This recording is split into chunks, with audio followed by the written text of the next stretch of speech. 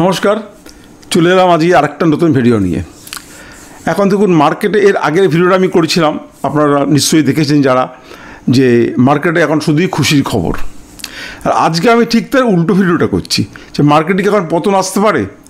স্বভাবতই মনে হতে পারে যে দুদিন আগে আপনি বললেন মার্কেটে খুশির খবর, আবার আজকে বলছেন মার্কেটে পতন আসতে পারে। ব্যাপারটা কী? ব্যাপারটা তো পরস্পর বিরোধী কথা হয়ে যাচ্ছে, তাই না?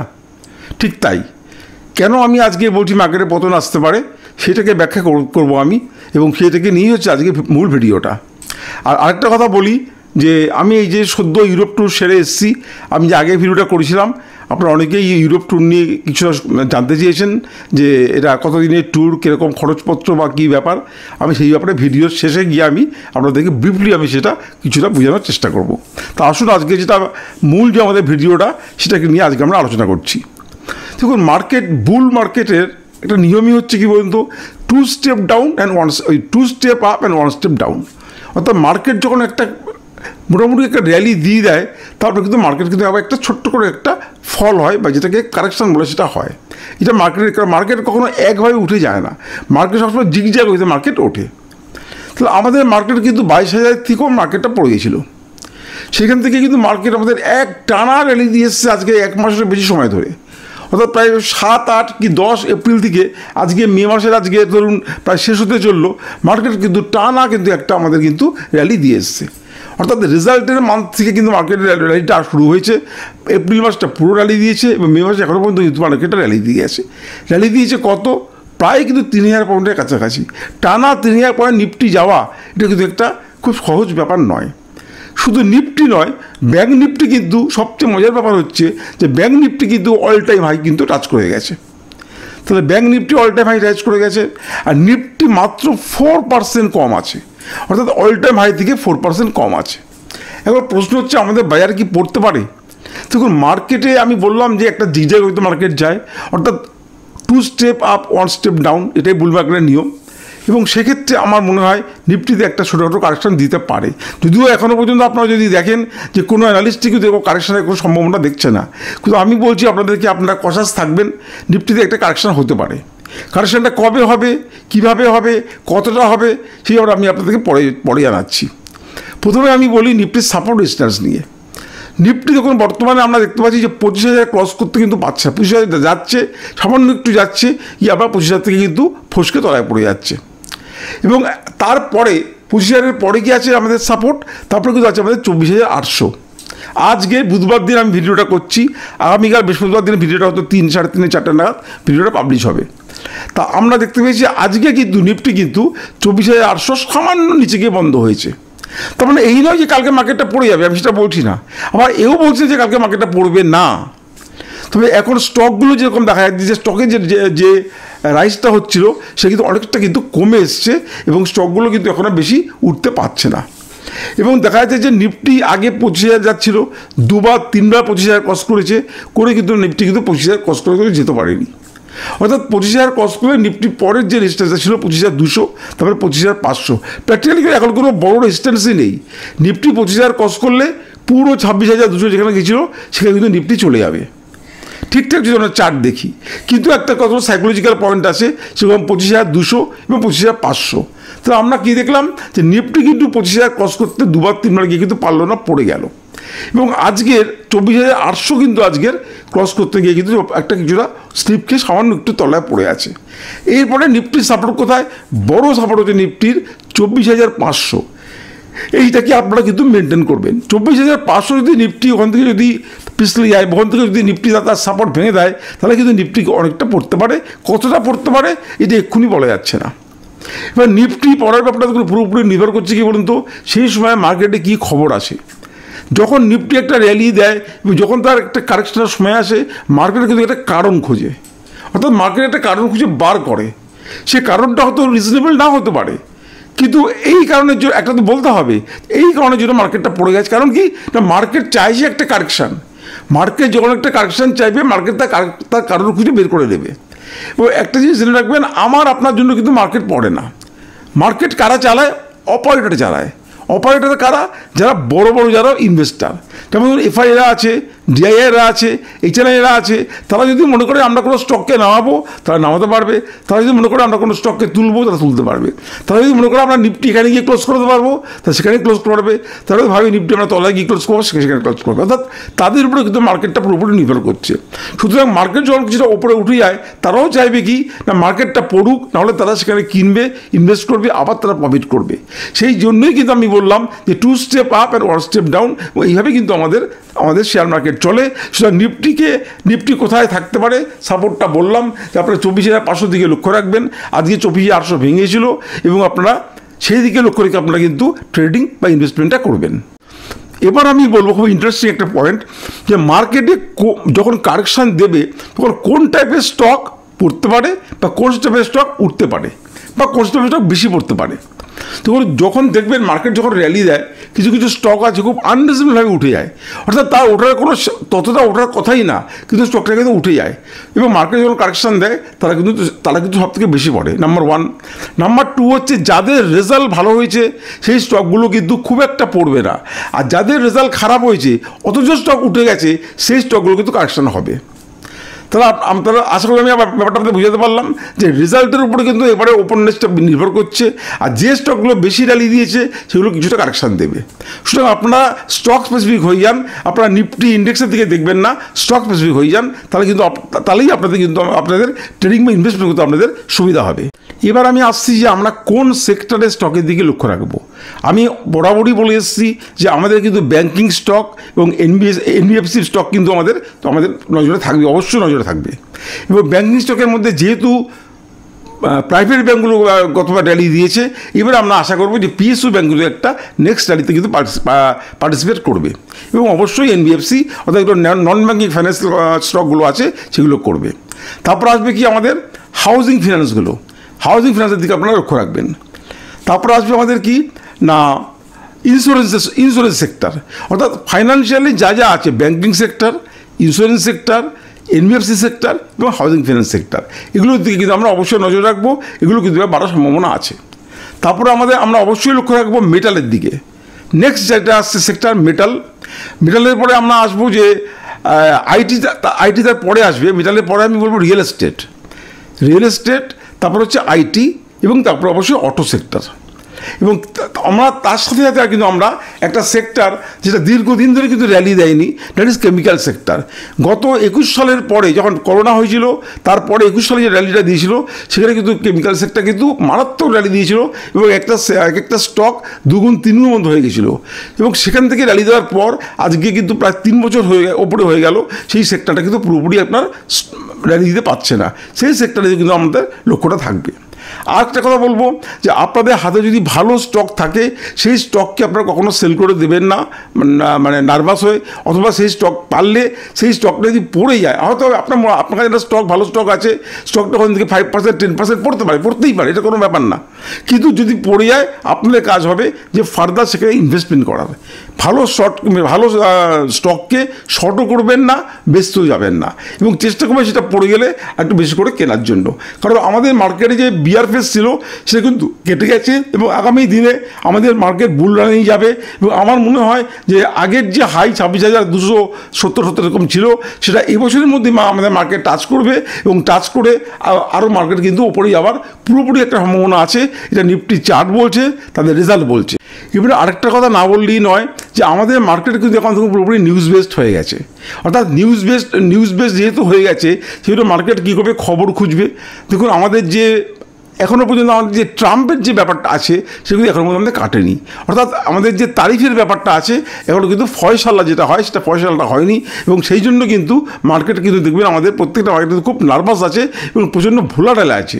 মার্কেটে ভোলাটিলিটি কিন্তু যথেষ্ট পরিমাণে আছে, অর্থাৎ দেখবেন এক এক দিন একটা আমাদের নিফটি 200, 300, 400 পয়েন্ট চলে যাচ্ছে, আবার কখনো পড়ে যাচ্ছে, আবার গ্যাপ ডাউনে খুলছে, আবার উপরে উঠে যাচ্ছে, আবার উপরে উঠছে, আবার তলায় পড়ে যাচ্ছে, কখনো আপ ডাউন এইভাবে কিন্তু নিফটি করছে।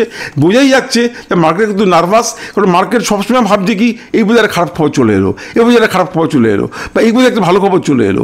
সেটা মার্কেট যেহেতু নিউজ বেসড হয়ে গেছে সেজন্য আমাদের কিন্তু খুব কনসাস থাকতে হবে। কিন্তু এবার আপনি প্রশ্ন করতে পারেন যে তাহলে আমরা কী করবো, আমরা মার্কেটে কী করবো, এটা একটা সবচেয়ে বড় প্রশ্ন, লাখ টাকার প্রশ্ন। এইখানে আমি আপনাদের যেটা বললাম যে ভালো স্টক যদি হাতে থাকে স্টককে আপনারা কিন্তু শর্ট করবেন না, ভালো স্টক রেখে দেবেন। যদি আপনার কাছে বাড়তি ক্যাপিটাল থাকে তারপরে সেই ক্যাপিটালটাকে আপনারা ইউটিলাইজ করবেন। এবার ধরুন আপনাদের কোনো স্টক হয়তো ওঠেনি, তার চেয়ে বড় কথা আমি একটা কথা বলে নিই, এটা কথা না বললেই নয়, যে মার্কেট উঠে যাচ্ছে কিন্তু আপনার স্টক উঠছে না, তাহলে কিন্তু বুঝতে হবে যে আপনার স্টক সিলেকশন বা আপনার স্টকের যে কেনার যে লেভেল সেটা আপনার ঠিক ছিল না। এটা সবসময় মাথায় রাখবেন এবং সেখানে কিন্তু আপনাকে কিছুটা চিন্তা ভাবনা করে আপনাকে কিন্তু রিসাফল করতে হবে আপনার পোর্টফোলিও। এবার প্রশ্ন হচ্ছে যে আমাদের ধরুন যেমন আইটি সেক্টর কিন্তু যথেষ্ট বেড়েছিল।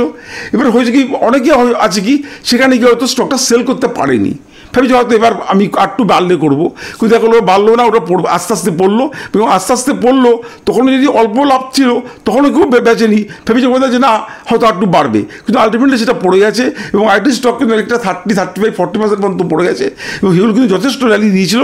আমার একদম প্রথম থেকে ভিডিওগুলো আপনারা দেখবেন, আমি যেখানে যেখানে বলেছিলাম প্রত্যেকটা স্টক সেখানেই গেছিলো, সেখানেই টাচ করেছিল, তারপরে কিন্তু সেটা ফল করেছিল এবং ফল করার পরে এখন কিন্তু আইটি স্টক যেখানে আছে এখানে কিন্তু আর কারেকশনের সম্ভাবনা আমার মনে হয় এটা বটম আউট হয়ে গেছে, এখান দিয়ে কিন্তু স্টক আস্তে আস্তে উঠতে পারে। সেরকম আপনার হাতে যদি স্টক থাকে সেই স্টকগুলো কিন্তু যদি নিফটি পড়ে যায় সেগুলো কিন্তু ভয় বেঁচে দেবেন না, কারণ ওই স্টকগুলো যদি বেঁচে দেন দেখবেন যে আপনি বেঁচে দেওয়ার পরে সেগুলো আবার উঠে গেছে। সুতরাং আপনার কাছে যদি ফান্ডামেন্টালি স্ট্রং এবং ভালো স্টক থাকে বেঁচে দেবেন না। একটা কথা জেনে রাখবেন যে মার্কেটে কখনো সমস্ত সেক্টর সমস্ত স্টক কিন্তু একবারে র্যালি দেয় না, কারণ ওই যে ওনারা যারা আছেন অপারেটররা তারা যে স্টকগুলো ধরবে সেগুলোই র্যালি দেবে। আমার হয়তো অনেক ভালো স্টক আছে যেগুলো কিন্তু র্যালি দেয়নি, আমি কিন্তু সেগুলো 1.5 বছর 2 বছর 2.5 বছর ধরে আমি রেখে দিয়েছি, কারণ আমি শিওর যেগুলো র্যালি দেবে। যখন র্যালি দেবে আমি এই তলা থেকে সেগুলোকে আমি আবার কিনতে যাব এবং কিনে গিয়ে আমি অ্যাভারেজ করে ওপর গিয়ে আমি একটা ভালো দামে বেচলে টোটাল স্টকটার উপরে আমার কিন্তু একটা ভালো প্রফিট হবে। সুতরাং ভালো স্টক বেচবেন না, রেখে দেবেন। যদি আপনি দেখেন যে যদি কোনো কোয়ার্টারের রেজাল্ট ভালো হয় সেই স্টকগুলো দেখবেন আবার আপনার রকেট হয়ে যাবে। তাহলে আশা করি আপনাদের ব্যাপারটা বোঝাতে পারলাম যে আমাদের এখন মার্কেটে একটু কশাস থাকতে হবে, কারণ মার্কেট অনেকটা উঠে গেছে, মার্কেট এখান থেকে কারেকশন দিতে পারে। কারেকশন দিলে আমাদের কী করা উচিত, কোন কোন সেক্টর দেখা উচিত, কোন কোন সেক্টরের স্টকগুলোকে নিয়ে আমাদের চিন্তাভাবনা করা উচিত সেটা আমরা করব। এবং পার্টিকুলার এগুলো স্টক নিয়ে যেহেতু এখন সেবির খুব নিয়ম খুব করা, পার্টিকুলার কোনো স্টক নিয়ে আলোচনা করা খুব মুশকিল, আমরা সেইভাবেই আমরা স্টক নিয়ে আলোচনা করব। আপনারা তার থেকে আপনারা বোঝার চেষ্টা করবেন যে আমি কী বলতে চাইছি। আমার হাতে যে স্টকটা আছে আমি সেটা করবো গিয়ে পেশেন্স নিয়ে হোল্ড করবো। আর ধরুন আপনার কাছে ইনফোসিস থাকে, কথা বলছি, বা আপনার কাছে টিসিএস থাকে, অনেক টিসিএস পড়ে গেছে। টিসিএস ছিল 4400-4500 টাকা লেভেলে ছিল, আজকে টিসিএস 3400-3500 টাকা লেভেলে ঘোরাফেরা করছে, অর্থাৎ প্রায় 1000 টাকা আমাদের পড়ে গেছে। 1000 টাকা মানে এখান থেকে আপনার ধরুন প্রায় 25%-30% টিসিএস পড়ে গেছে। তা টিসিএসের মতো স্টক যেটা নাকি মার্কেটকে রেগুলেট করে, টিসিএস বাড়লে টোটাল নিফটি বাড়ে, সেই স্টকটা পড়ে গেছে। তাহলে টিসিএস কি খারাপ স্টক? রিলায়েন্স কি খারাপ স্টক বলুন তো? সুতরাং এইটা নিয়ে ভাববেন না। তাহলে রিলায়েন্স টিসিএসের যদি এই অবস্থা হয় তাহলে ছোটোখাটো মিড ক্যাপের কী অবস্থা হবে? সুতরাং এইগুলো নিয়ে ভাববেন না, ভালো স্টক যদি হাতে থাকে হোল্ড করুন, যদি মার্কেট কারেকশান দেয় আবার সেগুলোকে আপনি অ্যাকুমুলেট করার চেষ্টা করবেন। তো আশা করি আমি আপনাদের ব্যাপারটা বুঝাতে পেরেছি। এবার আমি আসবো যে আমাদের যে ইউরোপ ট্যুরে আমি গেছিলাম সেই ব্যাপারে আপনার আগের বার আমাকে অনেকেই জিজ্ঞেস করেছেন যে আপনি কেমন ঘুরলেন, কীভাবে ঘুরলেন, হ্যাঁ, কত আপনার কীরকম আপনাদের ট্যুর প্যাকেজ ছিল ইত্যাদি ইত্যাদি। আমি খুব সংক্ষেপে আপনাদের এইটা আমি বোঝানোর চেষ্টা করছি। আর এছাড়াও আপনারা যদি এই আমাদের কিছু ছবি বা ভিডিও দেখতে চান আমি নিচে একটা লিঙ্ক দিয়ে দেবো। আমার ফেসবুকে আমি সেগুলো পোস্ট করেছি, প্রায় 15টা-16টা এপিসোড আমার পোস্ট করা হয়ে গেছে। আপনারা সেখানে গিয়ে ওই 15টা বা 16টা এপিসোড দেখলে আপনাদের টোটাল আমাদের ইউরোপ ট্যুর নিয়ে আপনাদের একটা আইডিয়া হয়ে যাবে। এবার আসছি ইউরোপ ট্যুরের যে প্যাকেজগুলো আছে সেগুলোকে নিয়ে। তখন ইউরোপ ট্যুরে আমি যে কোম্পানিতে গেছি সেটা একটা ক্যালকাটা বেস কোম্পানি, বাঙালি কোম্পানি, খুবই ভালো কোম্পানি। তাদের ব্যবহার, কথাবার্তা এবং তাদের যা প্যাকেজ যা ছিল তো সমস্ত কিছু তারা মেনটেন করেছে। কারণ যেহেতু এটা ইউটিউব চ্যানেল, এটাকে বলা মানে এটাকে প্রমোট করা হয়, সেজন্য আমি নামটা বলতে পারছি না ইউটিউবের কিছু নিয়মের জন্য। কিন্তু এরা ক্যালকাটা বেস কোম্পানি, বাঙালি কোম্পানি, এটা আপনাকে বললাম। আর এদের কী আছে, ইউরোপ ট্যুরের মধ্যে কিন্তু এদের 3 রকমের স্কিম আছে। একটা হচ্ছে আপনার 7-8 দিনের ট্যুর, সেখানে 3 থেকে 4টে দেশে যায়। আরেকটা হচ্ছে আপনার 10 থেকে 12 দিনের ট্যুর, সেখানে আরেকটু বেশি দেশে যায়। আর আমি যে ট্যুরটায় গেছি সেটা হচ্ছে 17 দিনের ট্যুর, এটা হচ্ছে আপনার ইনক্লুডিং জার্নি। তাহলে আমি এই ট্যুরটা কেন বাঁচলাম না, আমি এই জন্যই বাঁচলাম, এই ট্যুরটার প্যাকেজ কস্ট যথেষ্ট বেশি, মানে বেশ গায়ে লাগার মতো প্যাকেজ। আমি বলছি প্যাকেজটা কত, এবং এটা আমি এই জন্যই বাঁচলাম যে এখানে আমাদেরকে লন্ডনটা ইনক্লুড করেছিল, যেগুলো ছোটোখাটো যেগুলো এর আগের যেগুলো প্যাকেজগুলো বললাম সেখানে লন্ডন ছিল না, এবং লন্ডনটা দেখা এবং যাওয়ার আমার খুব ইচ্ছে ছিল, সেজন্য আমি এই প্যাকেজটাকে বেছে নিয়েছি। সেকেন্ডলি এখানে টোটাল 10খানা দেশ আমাদের দেখিয়েছে। এখন 17 দিনে 10টা দেশ দেখা সম্ভব না, বুঝতেই পারছেন, কিন্তু আমরা ওই 10টা দেশের মধ্যে যেগুলো খুব প্রমিনেন্ট জায়গা, প্রমিনেন্ট জিনিস, সেগুলো কিন্তু আমরা মোটামুটি সবই দেখেছি। কারণ আমরা সকাল 7:30 থেকে রাত্রি 7:30, 8টা, 8:30 পর্যন্ত আমরা বাইরে ছিলাম। মোটামুটি আমরা যথেষ্ট ঘুরে এবং খুব কুইকলি আমরা কিন্তু ব্যাপারগুলোকে আমরা দেখেছি। আর এই 3টে প্যাকেজে মোটামুটি আমাদের যে প্যাকেজটা গেছিলো তাতে মোটামুটি কস্ট ছিল 4.8 লাখ, অর্থাৎ পার হেড 4,80,000 টাকার মতো। তবে আপনার মোটামুটি 5 লাখ কি 5,20-25,000 টাকার মতো খরচ হয়ে যাবে, কারণ তার সাথে আপনার কিছু কেনাকাটা আছে, কিছু এক্সট্রা খরচা আছে, বুঝতেই পারছেন, হয়ে যাবে। আর ইউরোপ হচ্ছে খুব কস্টলি জায়গা। কস্টলি জায়গার একমাত্র কারণ হচ্ছে যে আমাদের কারেন্সির যে ডিফারেন্স সেইটা, অর্থাৎ ওদের 1 ইউরো মানে আমাদের প্রায় 100 টাকা। তারপর আপনারা ছোট্ট উদাহরণ দিচ্ছি যে আমাদের ইউরোপে টয়লেট করতে গেলে 1 ইউরো লাগে, তার মানে আমাদের লাগছে কত 100 টাকা। অর্থাৎ টয়লেট করতে গেলেও আপনার 100 টাকা লেগে যাবে। এবং ইটালি কিছু কিছু জায়গায় কিন্তু 2 ইউরো আছে চার্জ আছে, অর্থাৎ 200 টাকা আপনার টয়লেট করলে লেগে যাচ্ছে। আমরা যখন বেড়াতে যাই ইন্ডিয়াতে, আমরা ডোমেস্টিক ট্যুরগুলো করি, মাঝে মাঝে ইচ্ছে হয় আমরা কি একটু চা খাই বা কফি খাই, আপনার খাওয়ার উপায় নেই, কারণ 1 কাপ চায়ের দাম হচ্ছে প্রায় 450 থেকে 500 টাকা, 1 কাপ কফির দাম। 4 থেকে 500 টাকা দিয়ে কফি আপনি দিনে কবার খেতে পারবেন, এই হচ্ছে ব্যাপার। এবং যে কোনো জিনিসই কিনতে যাবেন আপনার প্রত্যেক জিনিসের দাম বেশি একমাত্র কারণ হচ্ছে কারেন্সি। কারণ ওদের যেটা ওদের আমাদের এখানে যেমন চা খেতে 5 টাকা লাগে কি 7 টাকা লাগে কি 10 টাকা লাগে, ওদের ওরকম 5 ইউরোই লাগে, কিন্তু 5 ইউরোর দাম হচ্ছে আমাদের এখানে 500 টাকা। আর আমরা গেছিলাম প্রথমে লন্ডন গেছিলাম, তারপরে লন্ডন থেকে আমরা জাহাজে করে 1 নাইট জার্নি করে আমরা গেছিলাম নেদারল্যান্ডের পরে আমরা গেছিলাম বেলজিয়ামের পরে আমরা গেছিলাম প্যারিস, তারপরে ফ্রান্স, তারপরে আমরা গেলাম জার্মান, তারপরে অস্ট্রিয়ার পরে আমরা ওখান থেকে গেলাম আমরা সুইজারল্যান্ডে জুরিকে গেছিলাম। এবং সুইজারল্যান্ডে আমরা যেটা টপ একদম আল্পস পর্বতমালা যেটা টপ আছে আমাদের টিটলিস এবং জাংফ্রু, দুটোতেই আমরা গেছিলাম। একটাই আমরা গেছিলাম ট্রেনে করে, আরেকটা আমরা গেছিলাম রোপওয়েতে। তারপরে আমরা গেলাম যে বিখ্যাত শহর ইটালিতে গেলাম। আমরা ইটালিতে গিয়ে যেগুলো গন্ডোলা রাইড সেগুলো করেছি। ইটালি যে রোম সাম্রাজ্য আমরা জানি খুব প্রাচীন সাম্রাজ্য, সেই রোম সাম্রাজ্যে পুরো আমরা ইতিহাসটা দেখলাম, ইতিহাসটা যে বিভিন্ন যে বিল্ডিংগুলো আছে আমরা দেখলাম। তারপরে আমরা ভ্যাটিকান সিটিতে গেছিলাম যেখানে পোপ থাকে। অর্থাৎ Switzerland, Paris, Vatican city, Belgium, Netherland, Austria, German, London, এই জাতীয় আমরা মোট 10টা দেশ ট্রাভেল করেছি। আমরা আইফেল টাওয়ার যেটা ছিল, আইফেল টাওয়ার একদম টপে উঠেছি। আমরা ধরুন যেগুলো পিজার যে লিনিং টাওয়ার যে হেলানো আছে পিলার আমরা জানি, সেটা কিন্তু পৃথিবীর 7ম আশ্চর্যের মধ্যে একটা আশ্চর্য, সেখানেও আমরা গেছি। অর্থাৎ মোটামুটি আমরা যেগুলো ইম্পর্টেন্ট জায়গা সবই গেছি। আর এরপরেও যদি আপনারা জানতে চান বা দেখতে চান যে সেই ছবিগুলো বা কিছু আমার বেরোনো কিছু ছবি আমি ফেসবুকে আপলোড করেছি, আমি নিচে একটা লিঙ্ক দিয়ে দেবো, আপনারা সেখানে আপনারা দেখে নেবেন। তাহলে আশা করি আপনাদের ভিডিওটা কেমন লাগলো প্লিজ কমেন্ট করে জানাবেন। আর যারা নতুন এসছেন তারা ভিডিওটাকে প্লিজ সাবস্ক্রাইব করবেন, আর একটা লাইক অবশ্যই দেবেন। এবং আপনারা যারা আপনাদের পোর্টফোলিও সম্বন্ধে কিছু জানতে চান বা আপনাদের শেয়ার মার্কেট সম্বন্ধে কিছু আপনাদের কোনো প্রশ্ন থাকে, আপনারা প্লিজ আমাকে হোয়াটসঅ্যাপ করবেন। হোয়াটসঅ্যাপ নাম্বার আমার ভিডিওতে দেওয়া আছে, এই নাম্বারে আপনারা আমাকে হোয়াটসঅ্যাপ করবেন। আমি হোয়াটসঅ্যাপ প্রত্যেকটা পড়ি এবং উত্তর দিই। এবং আপনারা ভিডিওটা দেখে কেমন লাগলো প্লিজ কমেন্ট করবেন। তবে কমেন্টে কোনো শেয়ারের নাম বা শেয়ারের দাম জানতে চাইবেন না, কারণ এটা ইউটিউবের নিয়ম বিরুদ্ধ। এইগুলো জানতে চাইলে আপনি আমাকে হোয়াটসঅ্যাপ করবেন। তাহলে আজকে বিশেষ ভিডিও পাঠাবো না, আজ এখানেই শেষ করছি। খুব শীঘ্রই আমি আবার একটা নতুন ভিডিও আপনাদের কাছে হাজির হচ্ছি। আপনারা সুস্থ থাকবেন, ভালো থাকবেন। জয় হিন্দ, জয় ভারত।